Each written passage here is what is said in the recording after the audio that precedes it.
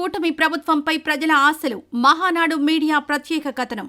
ఆంధ్రప్రదేశ్లో ఏర్పడనున్న కొత్త కూటమి ప్రభుత్వం నుండి ప్రజల ఆశలు, ఆకాంక్షలపై మహానాడు మీడియా అభిప్రాయ సేకరణ చేపట్టింది. ప్రధానంగా సామాన్య, మధ్యతరగతి ప్రజలు కూటమి ప్రభుత్వంపై కోటి ఆశలను పెట్టుకున్నారు. తమ జీవన శైలిలో మార్పు వస్తుందని ఆకాంక్షిస్తున్నారు. అభివృద్ధి, సంక్షేమం రెండూ సమానంగా జరుగుతాయని భావిస్తున్నారు.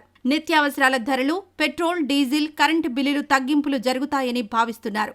గత ప్రభుత్వంలో పెన్షన్ అందని వారికి కొత్త పెన్షన్ ఇవ్వాలని కోరుకుంటున్నారు. చిరు వ్యాపారులకు చేయూత ఇవ్వాలని కోరుతున్నారు. పలు అంశాలపైన ప్రజలు తమ ఆకాంక్షలను వ్యక్తపరిచారు. సంక్షేమ పథకాలతో పాటు అభివృద్ధి కూడా కావాలని కోరుకుంటున్నాం.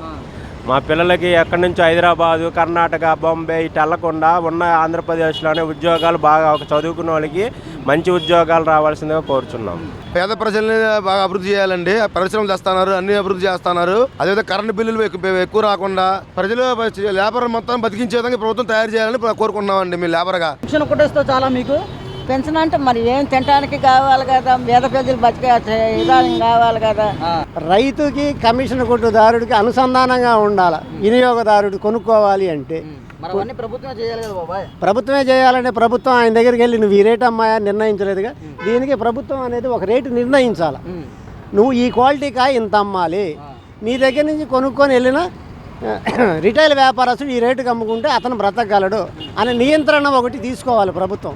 తీసుకుంటే బాగుంటుందని నేను అనుకుంటున్నాను. అందరికి సౌకర్యవంతంగా నిత్యావసర వస్తువులు తగ్గించి అందరికి ఉపయోగపడుద్ది. పేదోడికి, ఉండోడికి అందరికీ నిత్యావసర వస్తువుల రేట్లు ముఖ్యంగా తగ్గించాలి.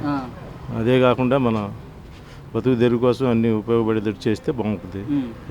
ప్రభుత్వం అందరికీ అందుబాటులో ఉండాలని డీజిల్, పెట్రోల్ రేట్లు వీలైనంత వరకు తగ్గించి, మా మెకానిక్ ఫీల్డ్కి సంబంధించి మాది ఒక యూనియన్ ఉంది. ఆ యూనియన్ కూడా ఏదైనా అవసరమైతే వాళ్ళ మీడియేటర్ ద్వారా వాళ్ళ దగ్గరికి వెళ్తే వాళ్ళకి దానికి సంబంధించి వాళ్ళు సాయం చేయగలగటం అట్లాంటివి ఏమైనా చేయాలని చేయూత అందించాలని కోరుకుంటున్నాం. అమ్మ ఒడి అనేది ఇంట్లో ఎంతమంది పిల్లలు ఉంటే అంతమంది కూడా ఇంతకుముందు ఒకళ్ళకి వేసేటోళ్ళు, ఇప్పుడు ఎంతమంది కూడా అంతమందికి వేస్తా అని చెప్తున్నారు చంద్రబాబు నాయుడు గారు.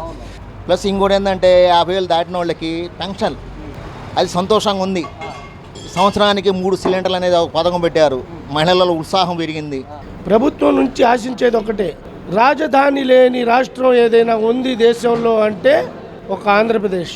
అటువంటి ఆంధ్రప్రదేశ్కి జగన్మోహన్ రెడ్డి ఏ రాజధాని అని చెప్పుకోవాలంటే 3 రాజధానుల ఏది మన రాజధాని అనే చెప్పుకునే విధంగా ప్రతి ఒక్కరిని అవహేళన చేసి ఆంధ్ర రాష్ట్ర ప్రజలంటే అవహేళన చేసే విధంగా చూశారు పక్క రాష్ట్రాల వాళ్ళు.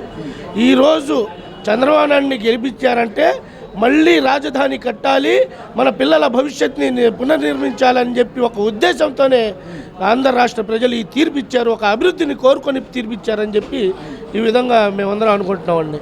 ఈ వీడియో నచ్చితే లైక్ చేయండి, షేర్ చేయండి. మరింత సమాచారం కొరకు మా ఛానల్ను సబ్స్క్రైబ్ చేయండి.